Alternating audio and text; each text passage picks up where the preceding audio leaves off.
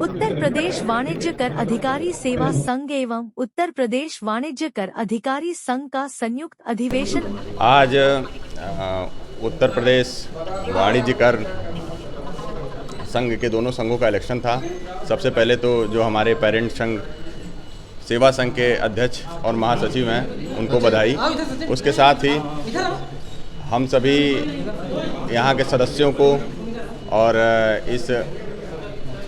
इसमें लगे हुए मेरे साथ सभी साथियों को शुभकामनाएं देने चाहते हैं कि उन्होंने रात दिन लगकर मेहनत की और हम लोग इस मुकाम पर पहुँचे। रही बात मेरी कार्य योजना, मैंने आज अपने अध्यक्षीय भाषण में भी बताई थी कि जिस तरह से हमें कैडर रिस्ट्रक्चरिंग लागू करानी है, पदोन्नति हमारे यहाँ बहुत धीरे हो रही है, उसको सही करना है, संसाधनों की कमी है, जिससे हमें सरकार को और कमिश्नर महोदय को अवगत कराना है ताकि वो चीज़ें हमारे सदस्यों के लिए, हमारे भाइयों के लिए, हमारे अग्रज अनुज जो भी भाई विभाग में हैं उनके लिए उपलब्ध कराई जा सकें। यही मेरी आने वाले समय में प्राथमिकता रहेगी। सबसे पहला क्या कार्य होगा आपका संघ के लिए? संघ के रूप में जीतने के लिए सबसे पहला मेरा कार्य होगा कि अगर किसी राज्य कर परिवार के किसी अधिकारी के साथ कोई समस्या आती है तो मैं उसके साथ खड़ा रहूं। भविष्योन्मुखी मेरा कार्य होगा कि अभी हमारे विभाग में कैडर रिस्ट्रक्चरिंग लागू होनी है, पदोन्नति होनी है, इस पे अन्य संघों से सहयोग करके, शासन में मिलके, कमिश्नर साहब से मिलके, जो भी राज्य कर परिवार के राज्य कर अधिकारियों के लिए उचित होगा उसके लिए मैं रात दिन मेहनत करके लड़ूंगा और अपनी बातें रखूंगा।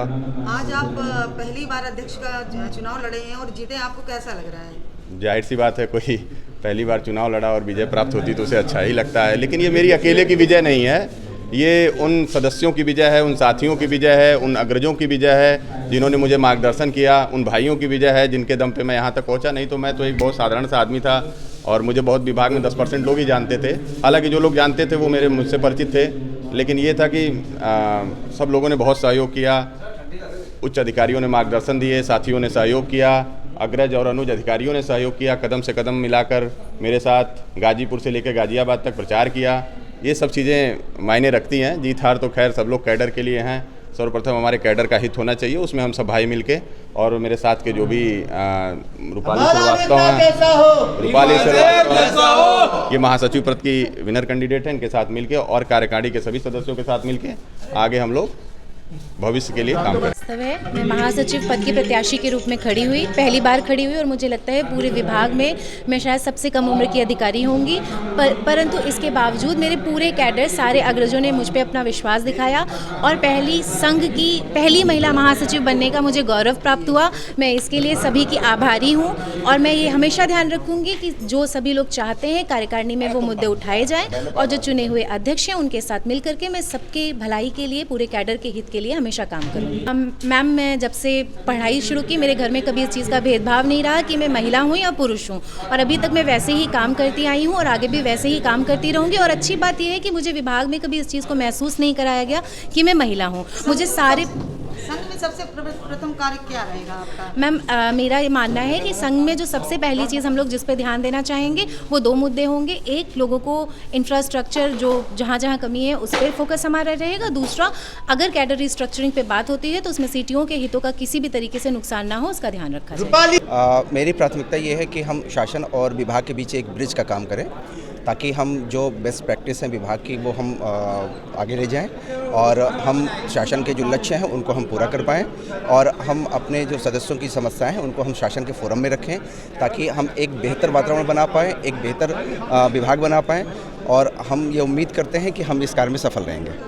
नहीं, मैं सभी लोगों का बहुत बहुत आभारी हूँ और जिन्होंने मुझे वोट दिया या जिन्होंने मेरा सहयोग किया और हम पूरे विभाग को बहुत बहुत धन्यवाद, पूरे कैडर को बहुत बहुत धन्यवाद जिन्होंने मेरा सहयोग किया और मैं विश्वास दिलाता हूं कि मैं बेहतर से बेहतर कार्य करने का प्रयास करूंगा। हम वाणिज्य कर अधिकारी संघ के जो द्विवार्षिक चुनाव में प्रमोद मिश्रा राज्य कर अधिकारी गाजियाबाद से हूं और वरिष्ठ उपाध्यक्ष के पद पर हमने जीत की है। लोगों का अपना जो हमारे अधिकारी हैं उनके सम्मान के लिए हमारी प्राथमिकता होगी और कैडर मैनेजमेंट है और हमारा जो सबसे प्रमुख है जो किसी ने अभी नहीं उठाया है वो जैसे कि कोई अधिकारी अगर अचानक बीमार हो जाए, ख़त्म हो जाए दुर्घटना में या कोई गंभीर रूप से बीमार हो जाए तो अचानक उसके सामने बहुत दिक्कत आ जाती है। तो हम ये कोशिश करेंगे कि पूरे यूपी में सब लोगों से एक छोटा छोटा अमाउंट लेके और उसके मदद की जाए।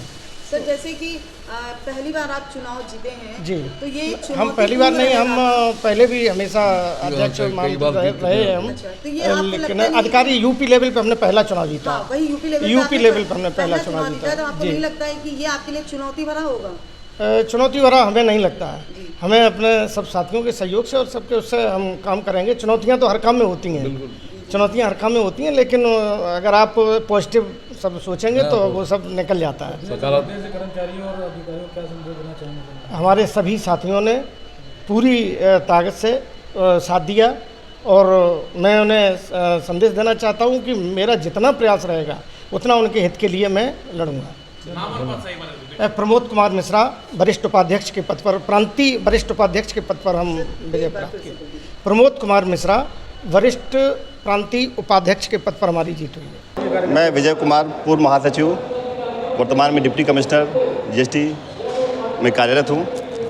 15 और 16 अक्टूबर इंदिरा गांधी प्रतिष्ठान में 2 दिवसीय उत्तर प्रदेश वाणिज्य कर अधिकारी सेवा संघ एवं उत्तर प्रदेश वाणिज्य कर अधिकारी संघ का संयुक्त अधिवेशन चल रहा है। यहाँ पे हम पूरे प्रदेश के समस्त अधिकारी इकट्ठा हुए हैं। हम सब विचार कर रहे हैं अपनी समस्याओं पर, आगे हमारा कैडर कैसे बेहतर हो सके, कैसे जो है कर राजस्व बढ़ सके।